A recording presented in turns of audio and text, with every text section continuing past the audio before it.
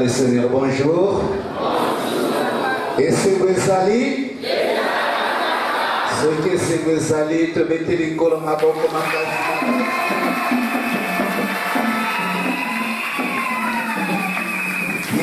asili kusakisa biso na esika oyo circonstance ya lelo ndenge mokolo yango ezali tobimi nanu na calendrier me na moke tokobanda mpe koyoka oyo ezali kati na calendrier anga maloba na Nzambe oyo ezwami na sango malamu ekoma Matthieu mokapo na zomi na motoba nde tozwi nzela ya zomi na mwambe.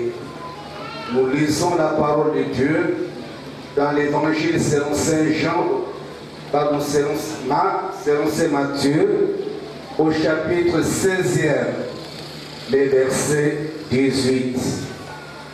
Tuditanga mambo manzambi musama mbote wasonika Matayi kapokina ya kumisambano nzila ya kumienana tutengi kwendo mkumbase ye mwana ye pevya lokutangi na biso na kombo na Yesu Masia. Amen. Liloba na nkolo elobi na biso boye bongo ngai na lobi na yo ozali libanga pe na likolo ya libanga ya pe likolo ya libanga oyo na kotonga eklezia na ngai liwa kutu ekokoka kokwesa yango ata moke te. Tu es pierre et sur cette pierre je bâtirai mon église. Amen. Amen. Yaliboso tolingi nanu kozongisa matondi mingi epa na Nzambe pamba te ezali na nzela na bolingo na ye oyo atalisaka ntango nyonso epa na biso na Yesu Masia nde tosili kosangana mpe na esika oyo mpe topeshe merci mingi mpo na ngolu na ye pamba te ezali kaka ngolu na Nzambe oyo esali ete baninga bauta na Kinshasa mpe lipai na lipai tokoka mpe kozala elongo na biso awa na osean mpona kokabola mpe liloba na Nzambe. Tozali mpe kopesa merci mingi na mokambi ya consistoire ya boma mpe na bapasteur nyonso na ndenge ya mobilisation mpe ya sensibilisation mpe merci mingi mpona bandimi oyo bazali na milulu oyo. Mama na likambo tolingi kotala na mateya na biso ezali oyo L'Église est bâtie sur Jésus-Christ. Wana nde ezali likambo tolingi kotala. Nayebi ete ntango totatolaka confession na biso de foi soki tokomi mono ndekele mino mudibundu dia imbunda dia ndekele mino mudibundu da balongo imbunda ni ya balongo wabu nsulelesa misapeli ya mulingozi dibundu imbunda ni ona nae malamu dibundu imbunda ni lingomba ezali lisanga ya bato basumuka bato na masumu. Alléluia. Amen.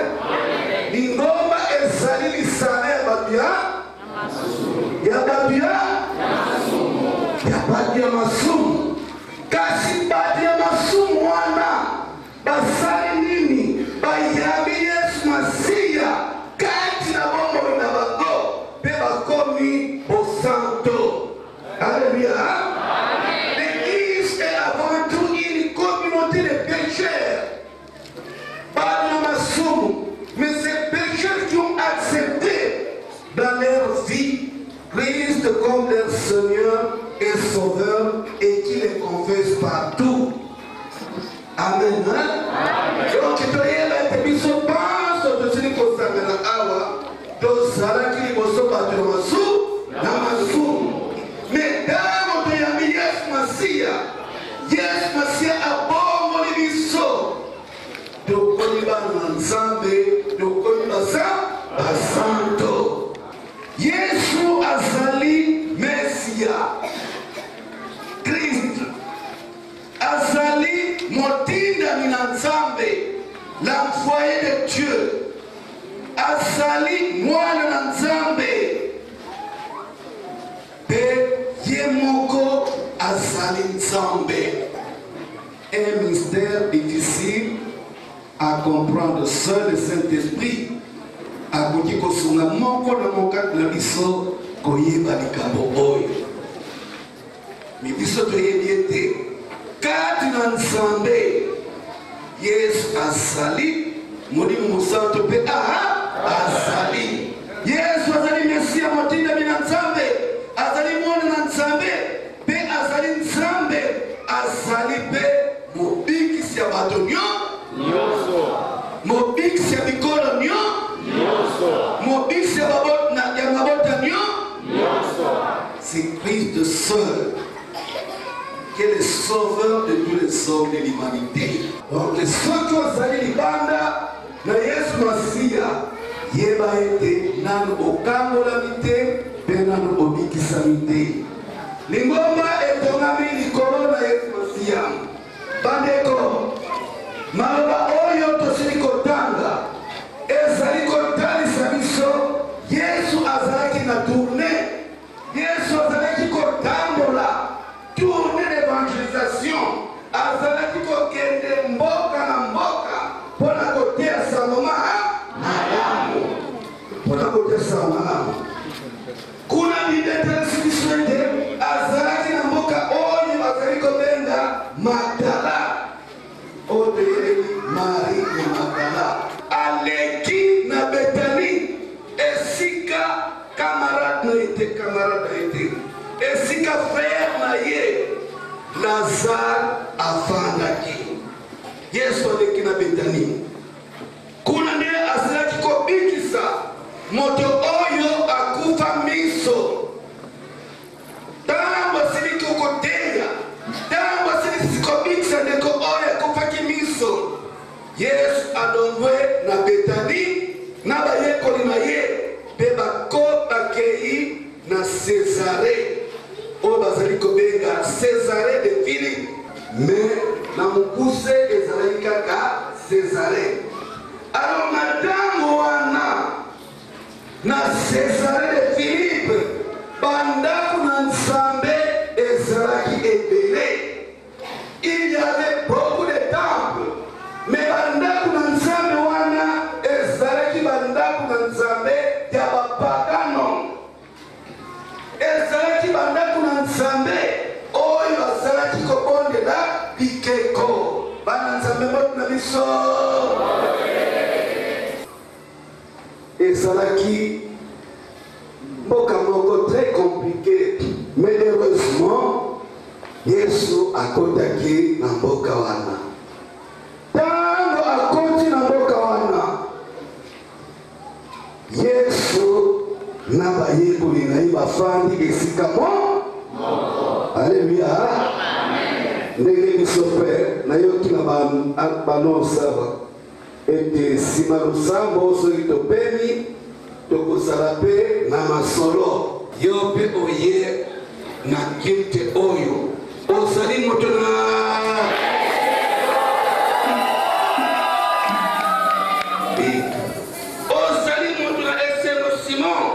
mwana ya Jonas. Pamba te ezali nzoto na yo te, ezali mosuni na yo te, ezali makila na yo te, oyo atalisi yo oyo olobi kasi tata na ngai olikolo. Alléluia. Oui, c'est mon Père qui est dans le ciel. Yende mutu asili koloba na nzela na yo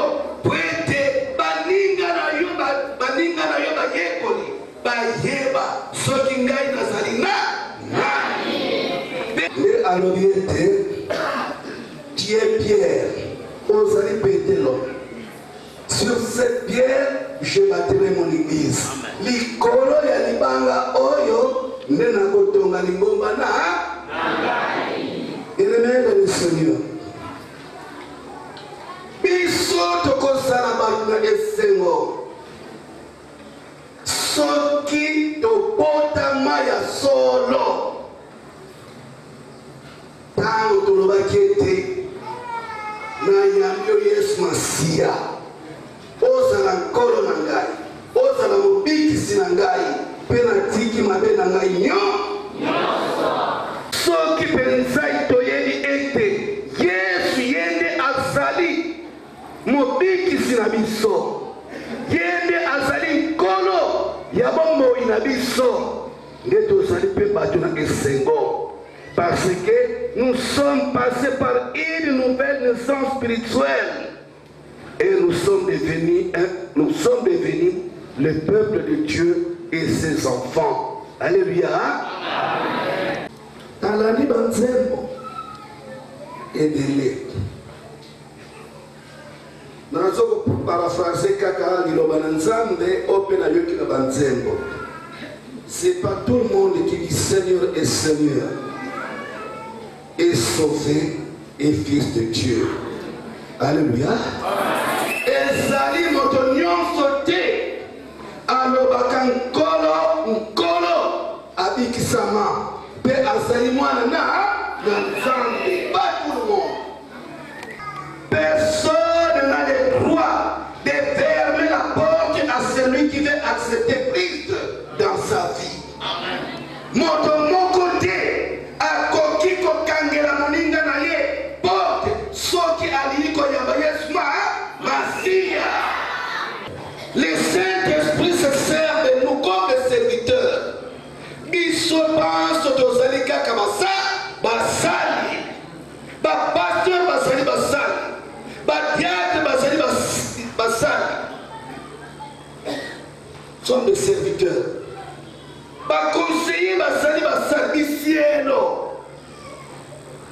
Bandini tosali basali. Nous sommes au service du peuple de Dieu. Et notre devoir c'est quoi? C'est de guider le peuple de Dieu. C'est de guider les hommes, de venir vers Jésus-Christ. Alléluia. Bwana ndeli kamba mutuya.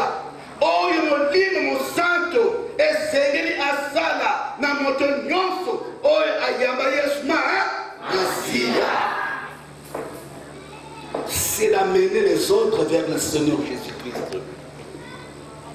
L'église ne doit pas être une barrière. L'église ne doit pas être un obstacle pour les gens qui sont des incrédules et qui veulent accepter Christ dans leur vie. L'église leur ouvre des portes. Alléluia.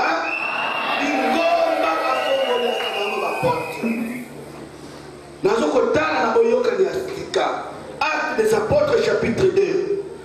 Bible ezali kotalisa biso ete bazalaki lisanga moko te asalaki eloko baumelaki na mabondeli baumelaki na baenseignement ya baapotre mpe Nzambe ye moko azalaki kotinda bato babikisama na lingomba. Les disciples ne faisaient pas des visites pastorales, des visites à domicile. Basalaki yango te. Mais likambo ya motuya baumelaki na mabonde. Kokola nako kokola. C'est l'œuvre du Saint-Esprit dans la vie des chrétiens. Lingomba etongami likolo na Yesu Masiya. Na mingi na ngai kosilisa na ndakisa moko. Na ngai kozwa bandakisa oyo eza na Bible ke ya kolobaka ete mama moko papa moko ayaki epai na ngai te. Ngai nalingako ya Bible.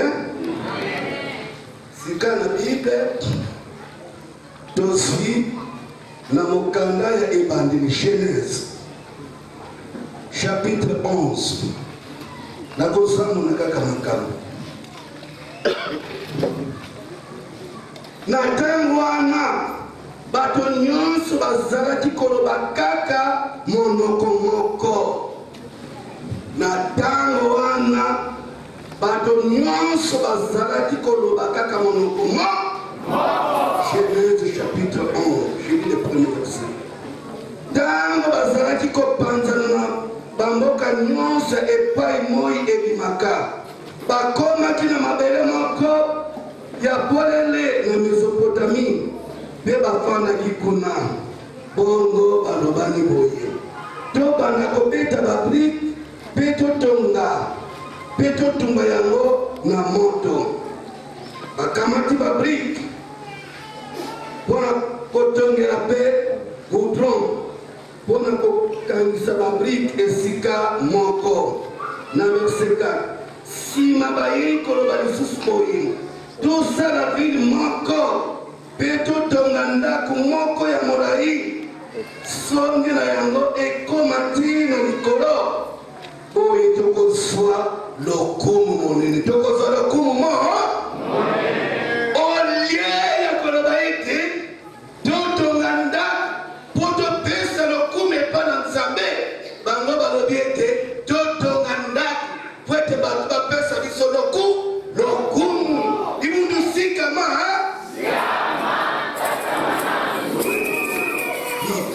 mais ces projets n'étaient pas dans la volonté de Dieu. Ces projets n'étaient pas dans la vision de Dieu. Projet oyo ezalaki kaka na makanisi ya bato po ete mokili epesa bango lokumu. Ngomba etongami likolo na Yesu Masiya. Nzambe apanzi bango, akotisi confusion. Bato bazalaki koloba na ebandeli monoko moko. Soki ngai nalobi maza, ye mpe akoloba nini? Tata Baros bakoloba nini? Tata Mbuna Mvungi afanaka na koloba nini? Moko ta koloba ete mai, moko ta koloba ete lo. Me bango nyonso, biso nyonso tokoloba kaka maza. Tosali koloba monoko se moko. Me mpona koluka lokumu, Nzambe ayekokotisa confusion. Minoko ekomi ebele, yo yaka na oyo bazomemela yo ma, yaka na brike bazomemela yo paro. Confusion ekotaki, bato bazalaki penza na confusion nde bapanzanaki. Lingomba etongami likolo ya nani? Likolo ya nani? Lingomba etongami likolo ya presidente. Lingomba etongami likolo na mosali moko te. Me lingomba etongami likolo na Yesu Masiya. C'est lui. Fondation de l'église. Sikawa kuna batalisi biso bato bakomaki ike pamba te bazalaki koyokana lisusu te. Kasi so tokei na misala mokape mibale, kuna bazali kotalisa biso boye: bango nyonso bayei kotonda na Molimo Mosanto mpe babandi koloba na minoko mosusu ndenge Molimo ezalaki kolobisa bango. Alleluya. Mokolo na Pentecote, Molimo Mosantu ekiti pas seulement na bayekoli, mais Molimo Mosantu ekitelaki na bato oyo bandimaki Yesu Masiya. Alleluya. Amen. Tozalaki bato ya bokabani, kasi kobanda lelo oyo boza lisusu bato ya bokabani te, pamba te bozali bandeko bowuta epai na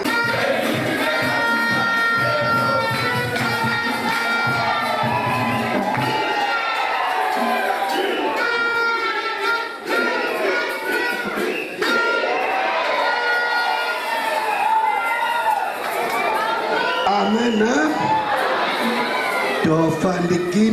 Tofandi kimya.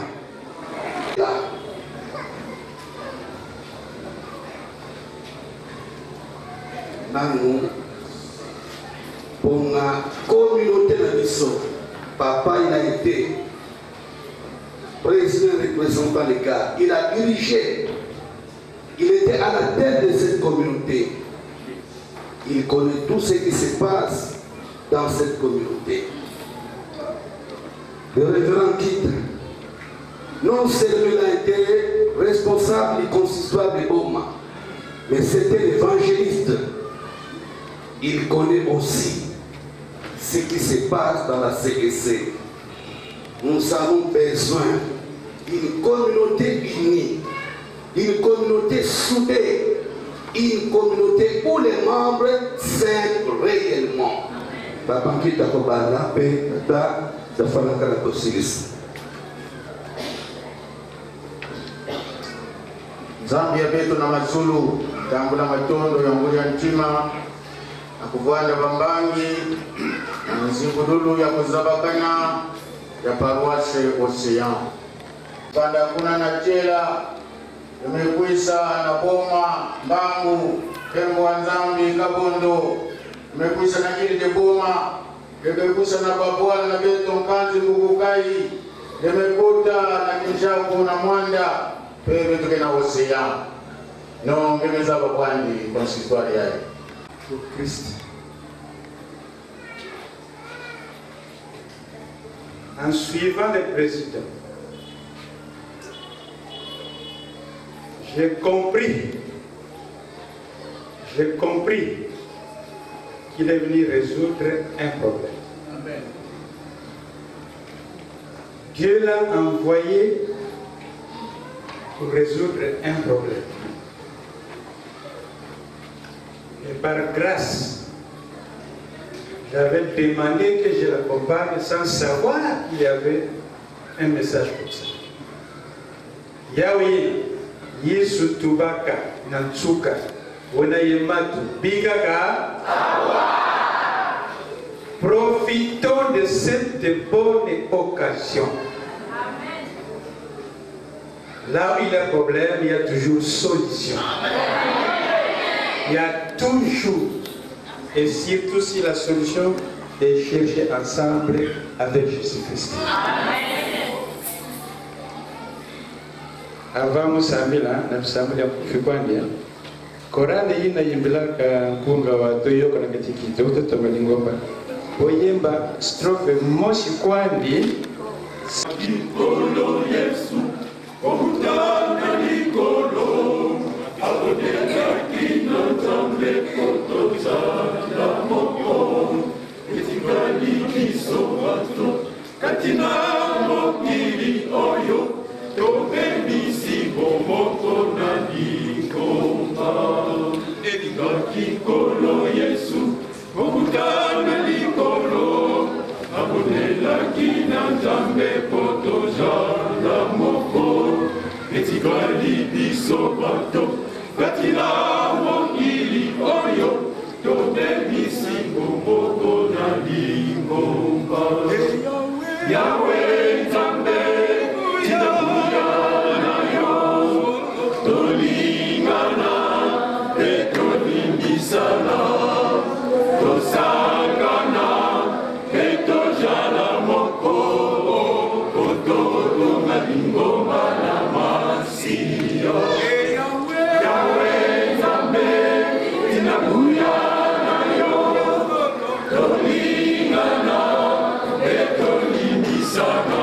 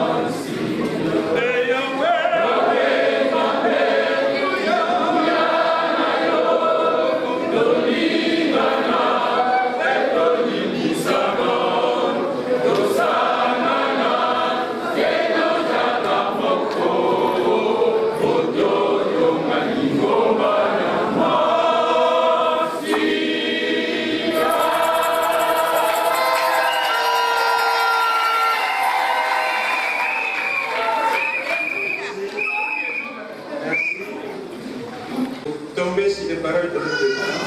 Je suis très d'accord avec vous. Très, très d'accord. Yaouina, c'est le téléphone. C'est le téléphone. Et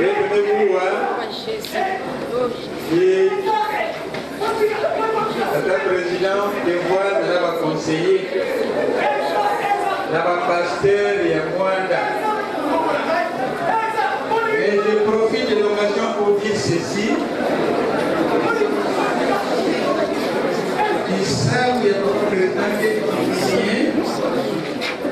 Ça me l'a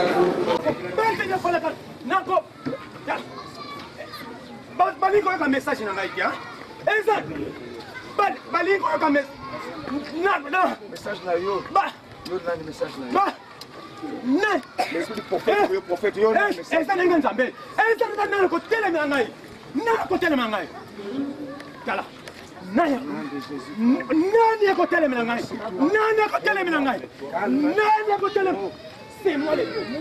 C'est moi le Dieu qui parle. C'est moi qui parle. C'est moi le Dieu qui parle. Nana côté le Nana côté le Nana côté le comment on a Yesu que on dans le cas. Nana côté le prophète. Nana côté le Asa côté le dans le cas. Dis-toi.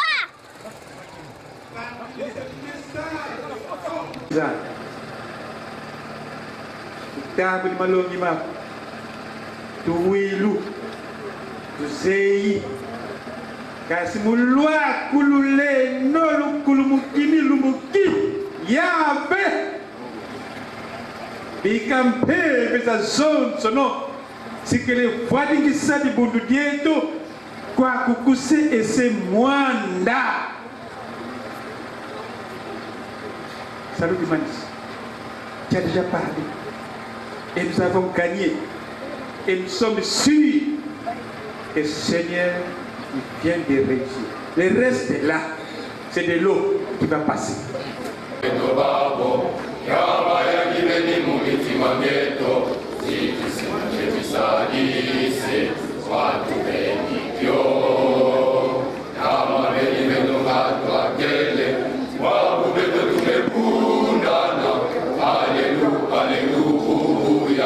Alléluia, alléluia, mundu ya bimba leto ya malala pe.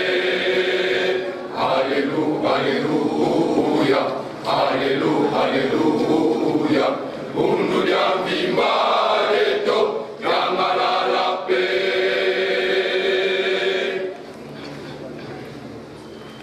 Dungu chike na pekwa beto babo, yama ya nibeni mungitima mieto. Siki seno kembisa dise watu veni kyo Yama beni beto matwa kele Wabu beto tumebundana Alléluia, alléluia, alléluia, alléluia Bundu ya vimba leto Yamalala pe Alléluia, alléluia, alléluia, alléluia Bundu ya vimba leto yamalala pe.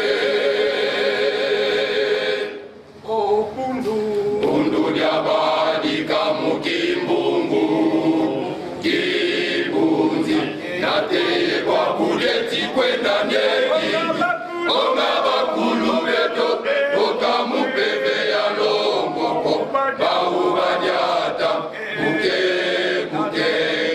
bundu ya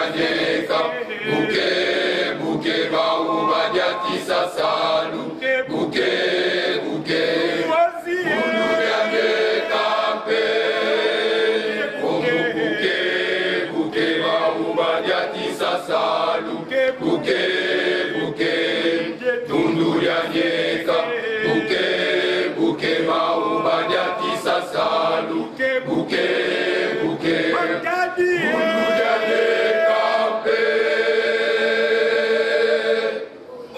bundu ya badika mukimbungu kibunzi nateye kwa buleti kwenda nyeki onga bakulu beto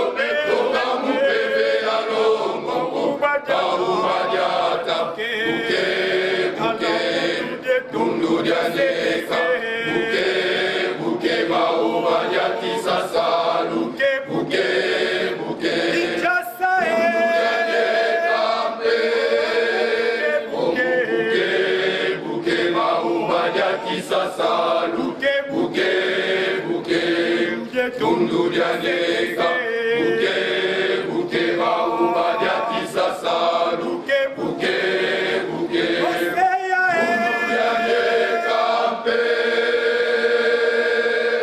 kalanga bundu libenyi nyeka babu ikelo salamu kwa babu ikelo kwa bila tambi bila yekila wa yetu batutekila pe muminu batuna nunganga nunga o kolo wa kabla kusimu kwa tunungini o tunasikase batuna nunganga nunga o kolo wa kembo tunatambula kusimu kwa tunungini o tunasikase bundu limeni nyeka babu ikelo salamu tani babu ikelo kwa kina tambi bila yekila wa yetu batutekila pe muminu batuna nunganga nunga o kolo wa kembo tunatambula kusimu kwa tunungini o tunasikase batuna nunganga nunga o kolo wa kembo tunatambula kusimu kwa tunungini o tunasikase Kamula salu katumikila bakulu batutekila Mama nangula salukia Kamula salu katumikila bakulu batutekila Oseya nangula salukia Kamula salu katumikila bakulu batutekila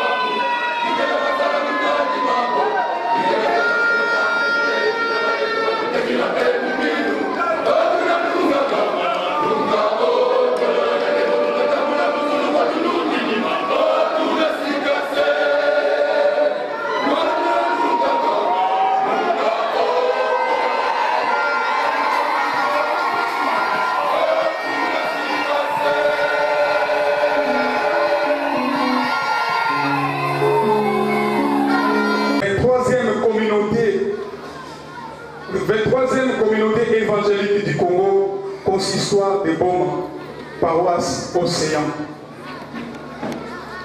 Avec son adresse électronique 23e parocéan@gmail.com. Historique de la paroisse CEC Océan. 23e communauté évangélique, membre de l'Église du Christ au Congo, ECC, est une communauté fondée en 1881 par le missionnaire suédois SMF. Sa mission est d'apporter le salut holistique aux hommes tels que l'avait dit Jésus, Christ, et à ses disciples. Il est écrit dans Matthieu 28, le verset 19.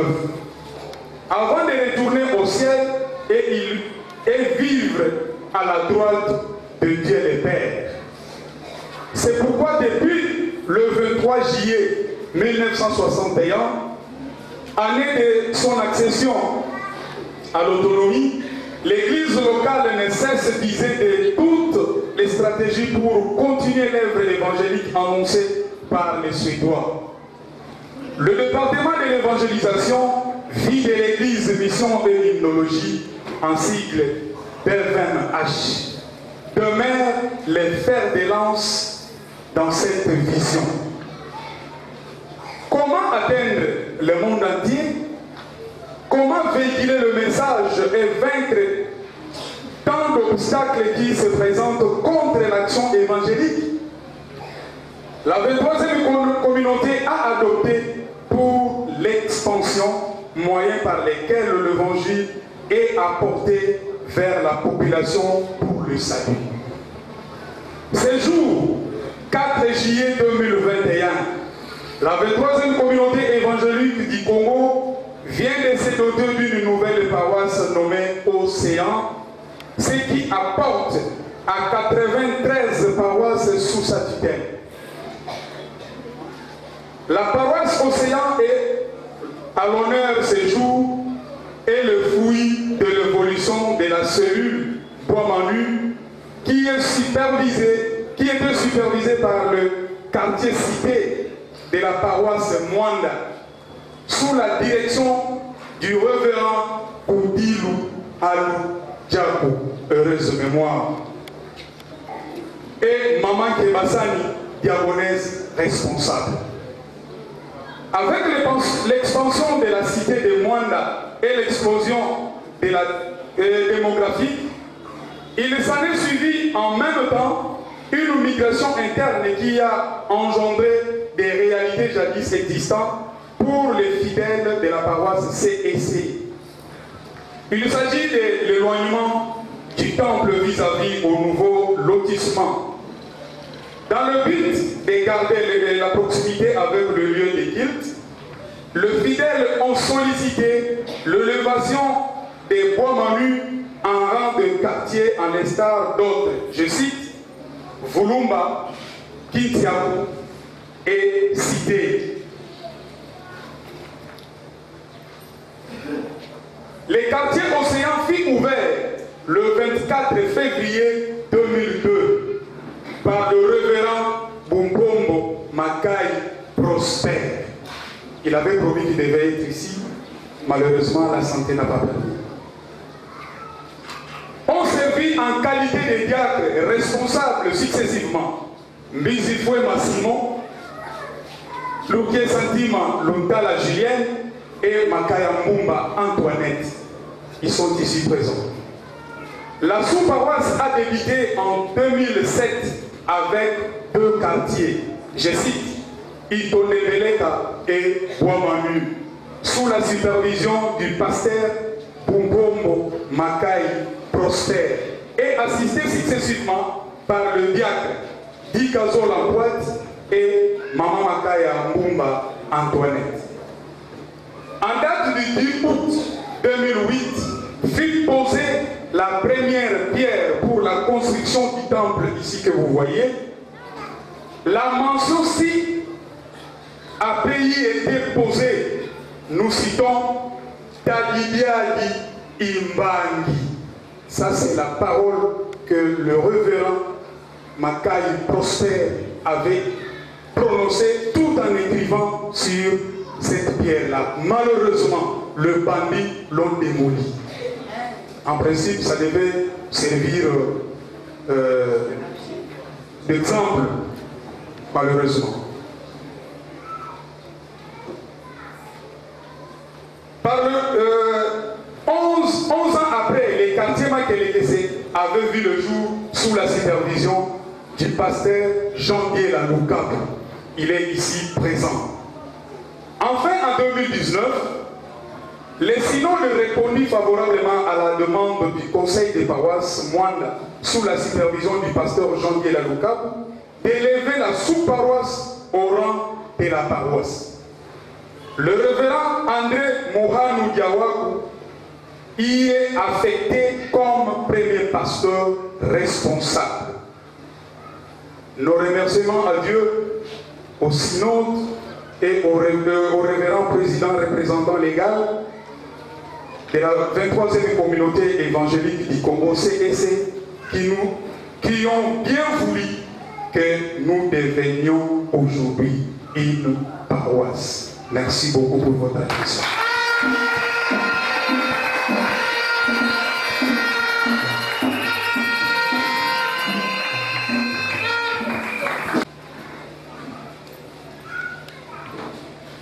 Bien-aimés dans le Seigneur, l'heure est arrivée où nous voulons ouvrir d'une manière officielle la paroisse CEC Océan de l'ECC par 23e communauté évangélique du Congo sous la direction de l'Éternel Dieu notre Père. La parole de Dieu déclare: poussez vers l'Éternel des cris de joie, vous tous habitants de la terre. Servez l'Éternel avec joie. Venez avec allégresse en sa présence. Sachez que l'Éternel est Dieu, c'est lui qui nous a fait et nous lui appartenons.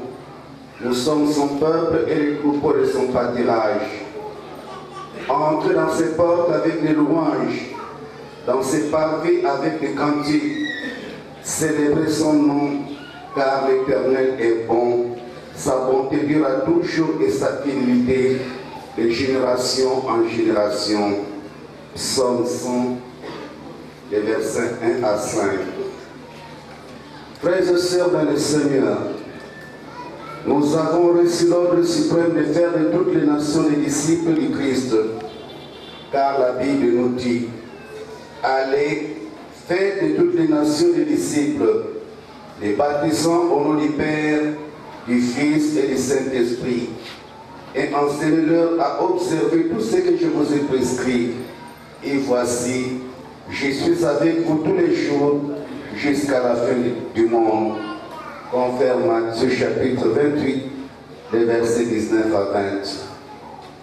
Cette péricorde définit non seulement la mission de l'Église, mais aussi dans les lignes de la vie de notre paroisse, à savoir faire connaître la bonne nouvelle de Jésus-Christ, encourager les personnes de tous les âges à rencontrer Dieu au moyen des enseignements tirés de la Bible, de la méditation et de la prière, intensifier notre communion avec Dieu par l'adoration et la louange, avoir un temps de rendez-vous quotidien avec l'Éternel, le Créateur des cieux et de la terre, mettre l'homme au centre du développement.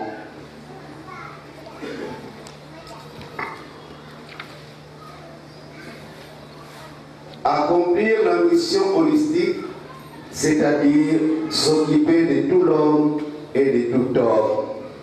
À cet effet, nous demandons aux serviteurs de Dieu que nous sommes, tous les membres de l'Église du Christ au Congo, et c'est par la 23e communauté évangélique du Congo, CEC en sigle, tous les fidèles du consistoire de Goma et tous les membres de la paroisse de l'Océan, de s'approprier de cette œuvre comme étant un champ missionnaire pour gagner les âmes, pour la croissance qualitative et quantitative de notre communauté. Nous vous invitons de rendre cette mission complète en mettant toutes les activités opérationnelles pour une vie meilleure de la paroisse. Nous citons l'église locale, la structure sanitaire ainsi que les complexes scolaires. Bien-aimés dans le Seigneur, la vie de cette paroisse repose à la participation de toutes les cultes de l'Église, c'est-à-dire enfants, jeunes, mamans et papas. Vos contributions spirituelles, morales, matérielles et financières seront au centre du bon fonctionnement de ce ministère évangélique. Nous ne pouvons que rendre grâce à Dieu pour l'accomplissement de cette mission comme louable. Cette mission qui est ajoutée parmi tant d'autres que la communauté évangélique du Congo possède dans les différents points de son champ d'action. Cette paroisse est comptée la 83e dans la CEC, la 5e dans le consistoire des Beaumont et la 2e paroisse dans la cité de Mwanda. Celle-ci continue dans la perspective de l'Église primitive pour un seul but de confesser Jésus-Christ comme Seigneur et Sauveur. Prions le Seigneur. Seigneur notre Dieu, que tes yeux regardent continuellement à cette paroisse. Que tu écoutes tes serviteurs qui vont faire office dans cette paroisse. Si quelqu'un commet des péchés et qu'il vient dans cette paroisse pour se résigner, Seigneur Dieu du haut des cieux, écoute et pardonne-le. Si le ciel ne donne plus de pluie à cause de nos péchés et que nous venions te citer dans cette paroisse pour que tu nous pardonnes, écoute-nous et fais pleuvoir les pluies sur la terre, car Dieu le Dieu tout-puissant et tu es capable de tout.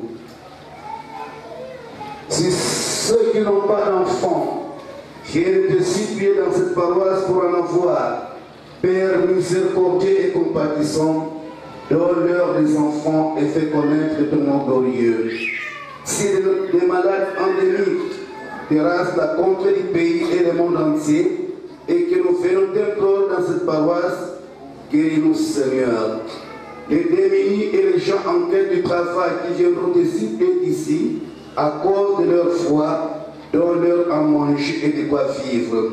Ceux qui n'ont pas de paix, les affligés et ceux qui sont persécutés, agis-nous devant toi, donc devant la croix de notre Seigneur et Sauveur Jésus-Christ, à cause de leurs convictions, console et protège-les. S'il y a des mauvais esprits qui gagnent le terrain, délivre-nous Seigneur. Lève-toi Seigneur Dieu et viens ici, habite dans cette paroisse implantée pour ta gloire et pour la gloire de ton Saint-Nom. Amen. Bien-aimés dans le Seigneur, écoutez les paroles d'ouverture de cette paroisse. Que cette paroisse soit consacrée à Dieu, pas aux idoles. Que tous les messages qui seront donnés soient bénis. Que les richesses spirituelles qui seront attribuées soient bénies. Que tous les prédicateurs de la bonne nouvelle du salut soient bénis. Que les fidèles qui vont de temps à autre se réunir dans cette paroisse soient bénis. Que tous ceux qui vont confesser leurs péchés et qui vont se procurer la paix soient bénis. Que tous ceux qui vont se dévouer au volontariat soient bénis. Que les enfants, les jeunes gens, les parents et autres qui vont s'assembler dans cette paroisse soient bénis. Que les serviteurs, pasteurs, conseillers, diacres, intercesseurs, chantres, fidèles, enseignants, médecins, infirmiers et j'en passe, qui vont se sacrifier pour les progrès de la paroisse, soient bénis. Que tous les bergers qui vont successivement diriger cette paroisse soient bénis. Que le Seigneur te remplisse de sa gloire dans cette paroisse et qu'il la bénisse. Ainsi, nous ouvrons cette paroisse au nom du Père, du Fils et du Saint-Esprit.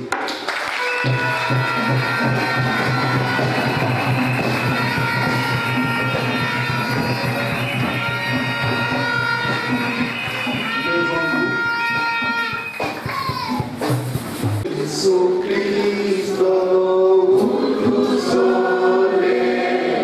babo ye mujadi ye mupasi kana kudu sisako kundi ego Yesu Kristo utusole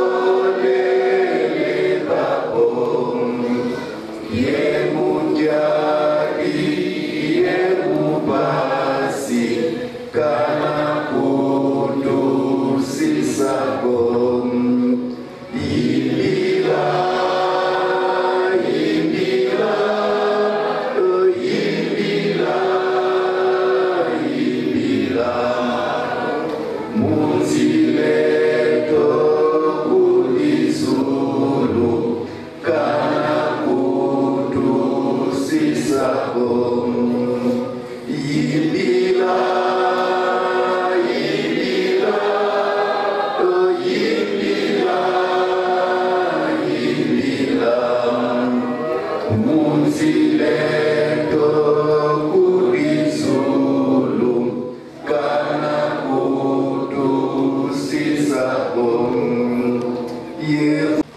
miso na biso etali mobele epai na yo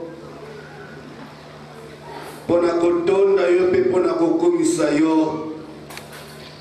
pamba te ozali nzambe na bomoi ozali nzambe oyo olingaka biso ozali nzambe oyo obatelaka biso ozali nzambe oyo obundelaka biso nzambe na ntango oyo esili biso kofongola officiellement paroisse ya Océan tozali kotika na maboko na yo nkolo ndako oyo ezala ndako na moto te kasi ezala ndako na yo nkolo ezala esika bana na yo bakoya kosangana ezala esika bana na yo bakobanda ya kozwila basolution mpona makambo nyonso oyo ekotungisaka bango nzambe merci po ete biso tozali libota na yo nkolo okotika biso te kimia oyo mokili akoki kopesa te kimia oyo ezali kaka kati na yesu masiya nde ezali kimia wana nzambe tolingi ete ekita mpe ewumelaka ntango nyonso kati na ndako na yo nkolo nzambe tika ete nkembo na yo ekita mpe ewumelaka ntango nyonso kati na ndako oyo nkolo nzambe merci po ete osili koyoka malomba na biso tika ete nkombo na ekomisa mosasa yibi lelo ke bosuka na ekeke na nkombo na kristo yesu oyo azali nkolo oyo azali mobati na biso nde tobondelise bongo amen merci tofande na biso kiama fidèle alekaki awa prometaki ete akopesa kado mpona paroisse Océan abungisi bisalelo ya Sainte mpona paroisse oyo apesaki biso mokumba tokomisa yango tobengi pasteur responsable ya paroisse aya koyamba kado euti pa pasteur.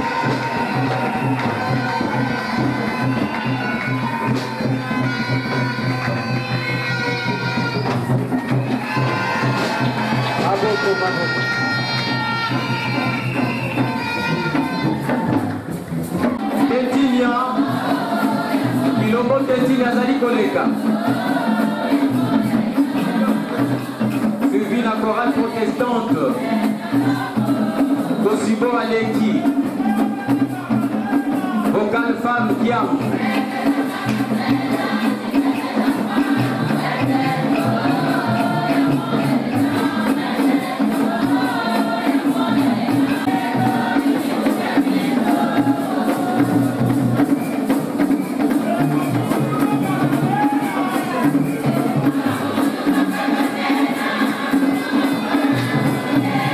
Mazali Koya.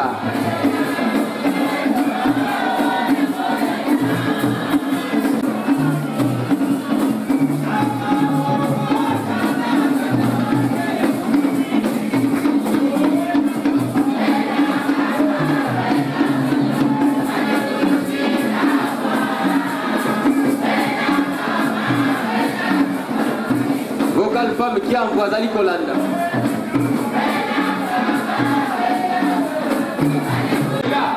Madina Kolongo wana. Nangambo yo. Tiens, bébé Azoze la couche.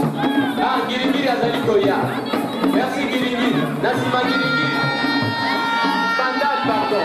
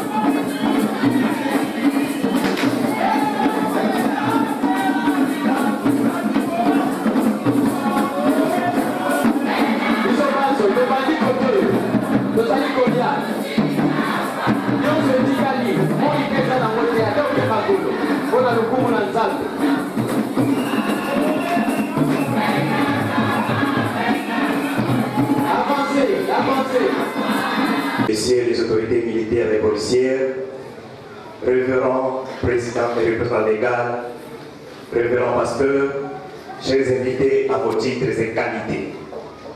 À ce jour, le 24 juillet 2021, nous sommes très heureux d'être honorés par votre présence à la cérémonie d'ouverture officielle de la paroisse Océan. Cette paroisse qui a le privilège d'être située au cœur de la cité de Moana est prête à recevoir tous ceux qui veulent adorer le Seigneur. Dès que lui-même le dit, venez à moi, vous tous qui êtes fatigués et chargés, je vous donnerai du repos. Étant une église évangélique, la paroisse Océan a l'obligation de porter encore plus loin la bonne nouvelle. Nous avons la ferme conviction que le Seigneur nous accompagnera dans l'accomplissement de cette mission. Nous ne pouvons terminer notre adresse sans remercier le bon Dieu, le synode et le président légal de la 23e communauté évangélique du Congo qui ont bien voulu que cette paroisse soit façonnée. Que Dieu bénisse la République démocratique du Congo, que Dieu bénisse la 23e communauté évangélique du Congo, que Dieu bénisse le consistoire de Boma, que Dieu bénisse la paroisse Océan. Je vous remercie. Nous rendons grâce à l'Éternel, maître des temps et des circonstances, qui a permis que ce qui était rêve hier puisse devenir réalité aujourd'hui. Notre reconnaissance au président et représentant légal qui, à part ses multiples et lourdes occupations, surtout en cette période de plein préparatifs du synode, s'est sacrifié de venir ouvrir cette paroisse. À vous, honorables serviteurs de Dieu, nous adressons nos remerciements aux frères et sœurs venus de par-ci par-là pour vos différents sacrifices. Et le Dieu Tout-Puissant vous regarde d'un œil favorable et que la gloire vous revienne à lui seul qui en est dit. Merci et que Dieu vous bénisse. Mabanza tosi tobandaki leja koloba tango tobandaki message na biso. Nous avons remercié le Seigneur.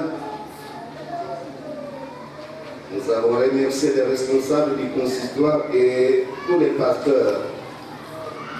Et nous avons dit grand merci à tous nos invités. Maintenant que nous sommes arrivés à la fin de notre culte, c'est juste exhorter les fidèles de notre paroisse. Tolingi kolengisa bandimi na biso ya CEC. Ete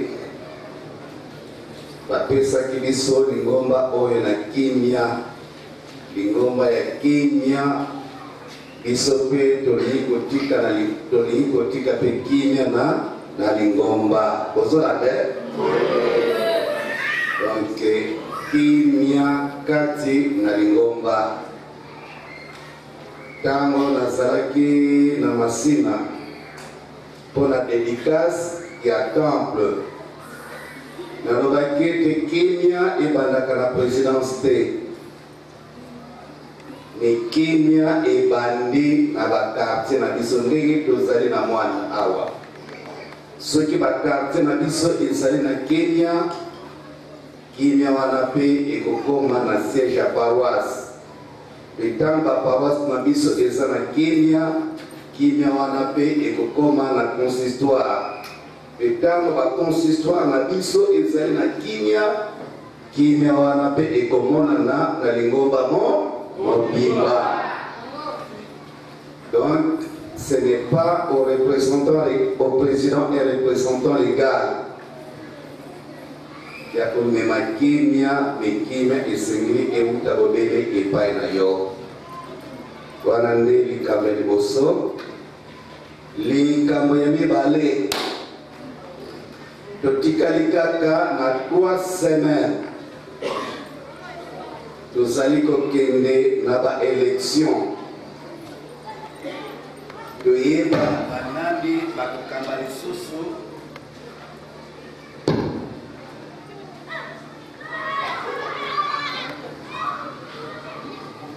koyeba banani bakokamba lisusu lingomba. Nzambe ayebi ba oyo bakokamba na manda oyo ya 2021 kino 2025 batuana bazali déjà na volonté ya Nzambe, ils sont déjà dans le plan et dans la volonté du Seigneur. Tout ce que nous pouvons faire, toutes les stratégies que nous allons mettre en place, elles seront faites si elles ne sont pas dans les stratégies, si elles ne sont pas dans la volonté du Seigneur. Nous prions pour que le Seigneur nous donne des dirigeants qui font continuer l'œuvre du Seigneur dans la paix et non dans la division. Wanande ezali osenga na biso tozali kosenga kaka monyoso tozali kosambela mpona likambo etali bakambi ya consistoire na biso. esi ekota deja na processus ya kimia esengeli mpe kimia wana ekontinue na yango mangi eza na ntina moko te. Le Seigneur connaît qui sera le président et qui sera le vice-président. Nzambe ayebi. C'est pourquoi na lingi makambo ya mangili te na ba paroisse to na ba consistoire na biso. Au contraire, to sambela mingi po te Nzambe apesa biso bato bakupanga continue kotia kimia na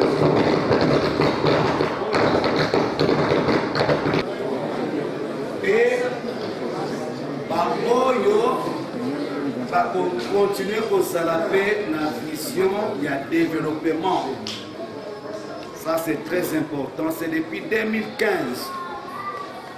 que nous ne recevons plus de subventions de la part de nos frères et sœurs de la Suède. Et la CEC,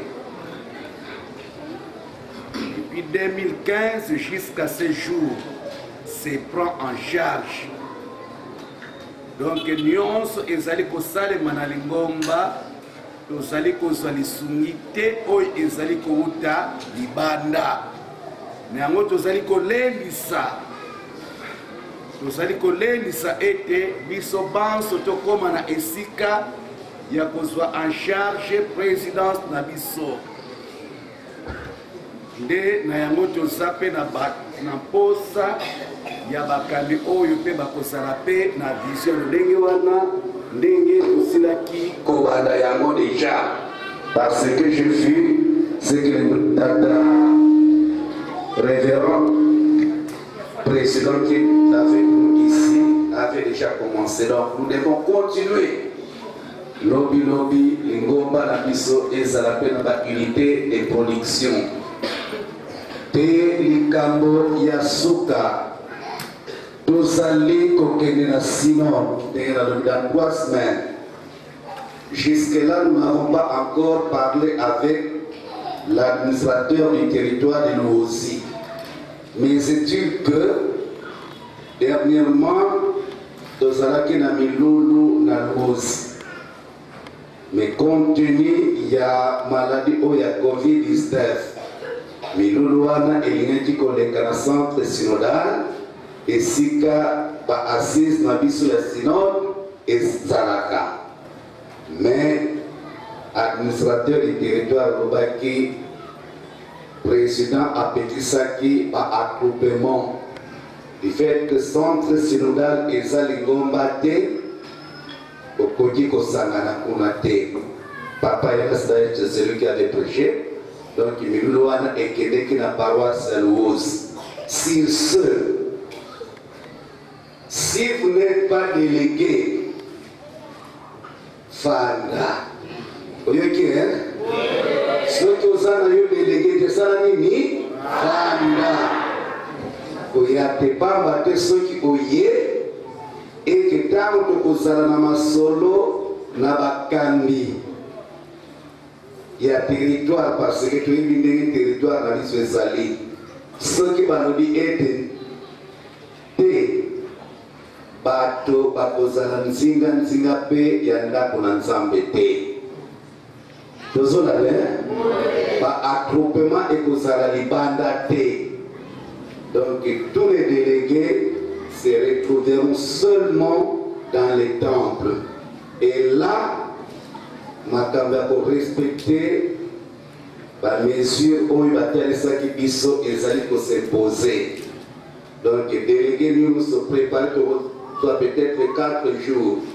Préparer la cache nenayo, mitano. Donc ceux qui ont la cache n'étaient et que vous n'avez pas si pour au quota. Donc il y a qu'un cache nenayo. Mais j'insiste, si vous n'êtes pas délégué, restez.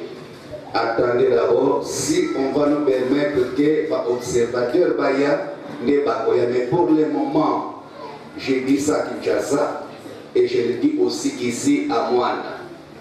Donc, parce qu'à Kinshasa, on m'a dit il faut être prudent. Vous pouvez aller, mais à la fin, vous risquerez d'être interpellé. Alors, je ne voudrais pas être interpellé, puisque nous sommes là aussi pour accompagner les présidents dans ses initiatives et dans sa vision. Donc, wanande alingaikaka olelisa. Merci mingi nandenge boyabaki biso pena nyonso bosili kosala.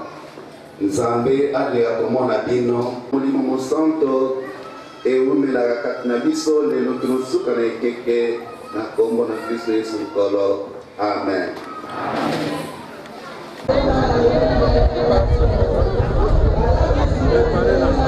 Bien, nous venons de terminer le culte d'ouverture officiel de la paroisse CSC Océan Sikasikoyo. Ndenge bozo mona bat bazo bimana kati ya temple parce que tosil ici mais rapidement Jean-Marie tokozwa quelques impressions ba fidèles ya paroisse CSC Océan ce que ko s'avancer tozwa ba impression il y a quelques fidèles. Ouais. Vous êtes fidèles à paroisse Océan. Oui, oui, je suis fidèle à paroisse Océan. Quelles sont vos impressions? Mes impressions, bon. En tout cas, c'est permis la paroisse Oyo.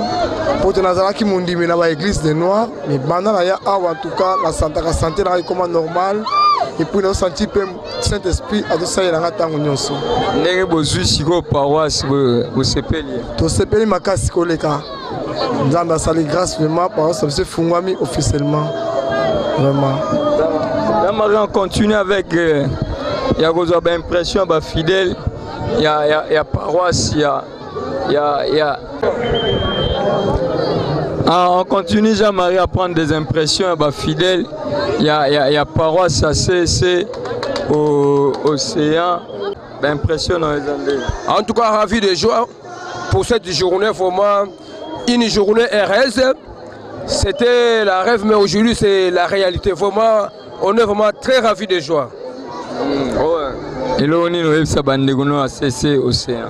En tout cas, ce que je peux dire à nos fidèles, Bazala vraiment na bokangami. Et le jour tous à là yangoyo. Alors nenga batei biso kuna ke toza la bomoko poto kende liboso. So toza bomoko te to kende liboso pendant que ça musala batu ya Nzambe. Donc to kangama liboke toza la mutu moko poto kende liboso. Oui, Jean-Marie, on continue. Papa, quelles sont vos impressions? Les impressions sont bonnes du fait que on est venu d'être reconnu officiellement au niveau des autorités. Donc je dirais, on est très content et du reste on n'attend plus que Dieu nous fasse encore de grandes choses à l'avenir. Ouais. Merci. Tolingito yeba impression na bino par rapport à la journée Oyo. Je m'appelle Nzouzi Florent. Impression, il y a fait il y a Motikibeni. Une très bonne impression. L'affaire s'est très bien déroulée. Ok. Moi, c'est le frère Landun Zetolo.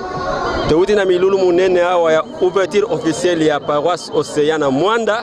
Mais en général, en tout cas, faites l'équipe à 100% Kitoko. En tout cas, nous avons remercié Nzambe na Oyo à Pesibiso pour Lelo. Merci. Ngai c'est papa Didier Massantima. En tout cas, na sepeli ndenge ouverture salami. Ndenge mateya elobi présent que il faut tous à la bomoko. Na CS na biso séparation ezate. Ozala nani tous à la bomoko po ete ngoma na biso kene liboso. En tout cas, to sepeli mingi na bino chaîne na biso ba YCAC. En tout cas, c'est félicitations lukola to moni bino. Merci beaucoup. On continue. Kombo nani? Como ser Mima Tuta. Choriste groupe vocal femme dirigeante en plus baptême. Ben impressionnant les andeni pour la culture. Bon, pour la paroisse na fête, ben impressionnant vraiment na sepeli mingi pour la fête oh ya paroisse Mwanda. Fête le kitoko, matéria kitoko, nyonse le kitoko, vraiment to comme si Nzambe vraiment a continué ko pambola papa André, après ça y makasi, après ça y ngolu, après ça les choses ba orson katinaye, vraiment après ça ozo sanga katinaye. To sepeli vraiment. Et puis to sepeli na président papa Manyanga, Nzambe continue ko pambola ye, asaila ye. Après ça, ils ont zangakati na ye.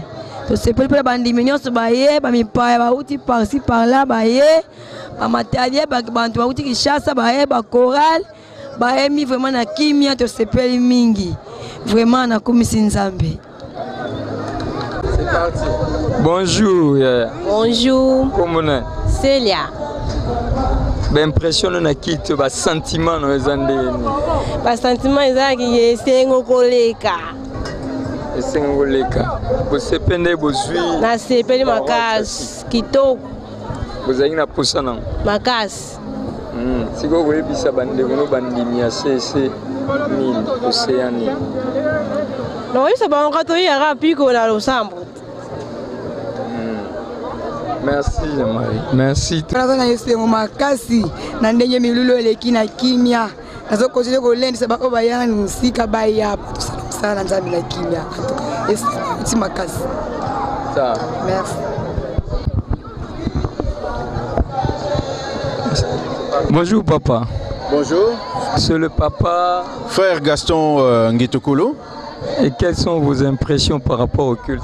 Non, mais je suis très content puisque nous, on est à la paroisse depuis 1989. Nous étions de l'autre côté.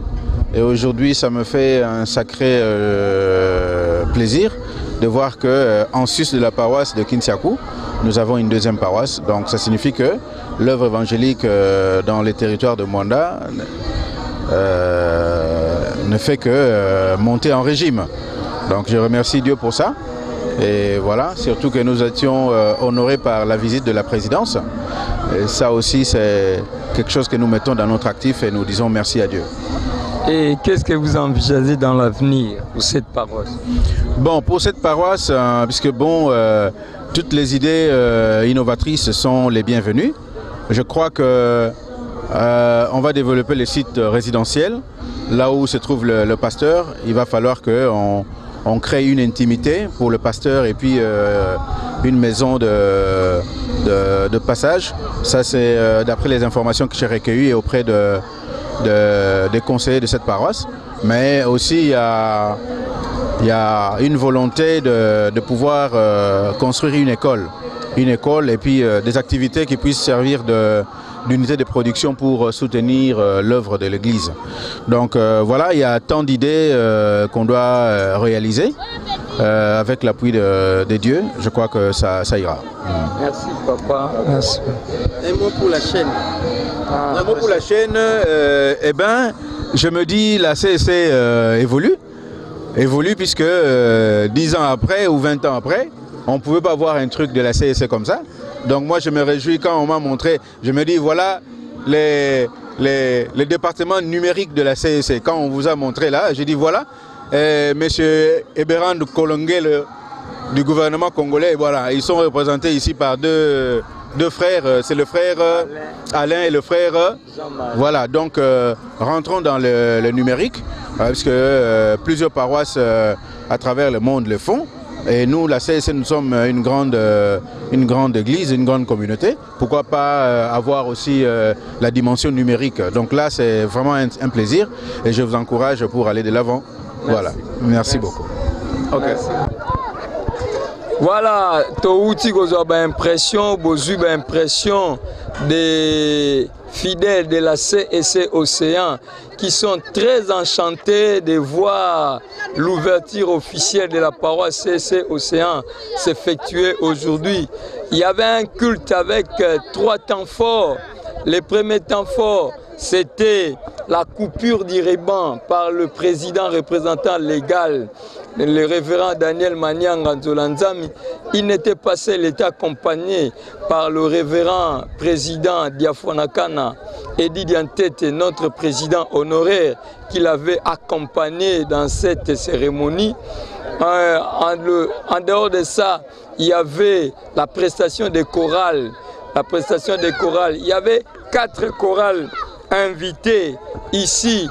Homme protestante, Kilombo Tentina de la CSC Bandalungwa, Vocal Femme qui de la CSC Kiamvu et Kosibo de la CSC Boma, qui étaient des chorales qui ont presté ici dans cette cérémonie. Le deuxième temps fort, c'était le message du révérend président représentant légal qui a supplié les fidèles de la CSC, les fidèles de la CSC Océan à être unis, à ne pas être comme le fidèle de l'église de Césarée Philippe qui, bien qu'ils priaient, bien qu'ils allaient à l'église, mais bazaki ba pagano parce que babanaye ko sala makambo oyo banaye ko sepelisa nzambe te, babanaye ko sala, babanaye ko tambola na division, na ba dispute, na ba querelle, na division. Et le président a exhorté les fidèles de la CSC Océan à être unis, à éviter des conflits, à éviter des disputes inutiles, mais à laisser Jésus et à mettre Jésus au centre de tous ces travaux. Et le dernier temps fort, c'était l'ouverture officielle de la CSC Océan. Le président a dit que tous ceux qui vont se présenter ici, tous ceux qui viennent, tous ceux qui vont entrer dans cette paroisse vont être bénis.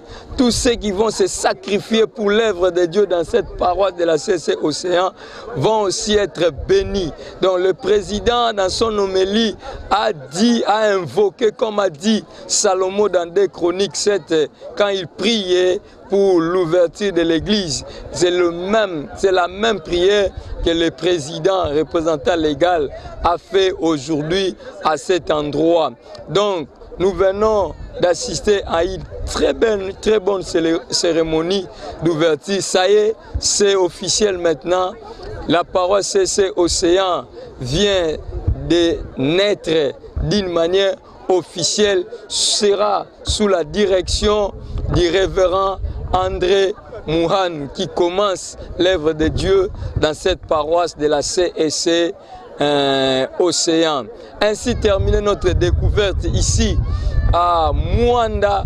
Vous avez vécu, nous étions à Lambouchi, nous étions partout d'ailleurs, nous vous avons fait vivre la vie de Mwanda avec toutes ses réalités. Vous avez vu toutes les paroisses de Mwanda, la paroisse de l'Océan, la paroisse de Kintsakou là-bas, avec toutes ces réalités. Vous avez écouté nos pasteurs parler de toutes les difficultés qu'ils rencontrent ici à la CEC Mwanda. Ainsi terminé notre émission, notre découverte de ce jour. À nous revoir prochainement. Je tiens à vous rappeler, abonnez-vous massivement dans notre chaîne YouTube et appelez-nous partout où vous êtes dans les numéros qui s'affichent au bas de votre écran. Quant à nous, nous vous souhaitons à la prochaine parce que ce ne sera pas pour toujours. Eza bye bye te, mais eza nango kaka moi mikolo po kala mingi te tozo kuta na biso lisusu elongo na caméraman magique, les grands réalisateurs Jean-Marie Luzingu. Et nous n'étions pas seuls, nous étions assistés aujourd'hui avec notre frère Benny Mananga comme chef de plateau qui nous a assistés et nous a accompagnés pendant notre découverte ici à Mwanda. Je vous dis à la prochaine.